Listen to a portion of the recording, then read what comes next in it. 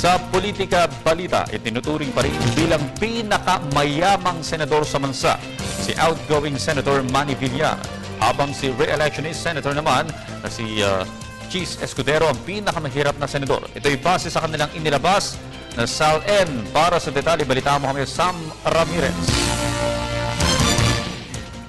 Base sa idineklarang Statement of Assets, Liabilities and Net Worth o SALN ng mga senador para sa taong 2012, ang pinakamayaman sa kanila ay si outgoing Senator Manny Villar at ang kanyang asawa na si Senator-elect Cynthia Villar na may 1.45 billion total net worth. Sila lang ang natatanging billionaire senator sa Senado. Noong taong 2011 naman ay may total net worth ang dalawa ng mahigit sa 800 million pesos.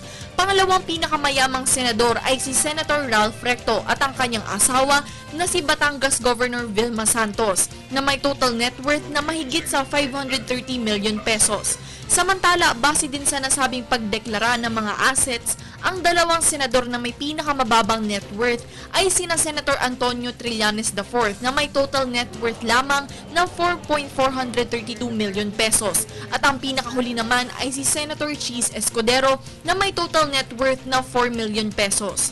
Base sa konstitusyon, lahat ng public officials at employees ay obligadong magbigay ng SALN. 30 araw bago sila maupo sa pwesto, bawat taon habang sila ay nasa government service at 30 araw bago sila umalis mula sa government service. Nag-uulat para sa Telebisyon ng Bayan, Sam Ramirez.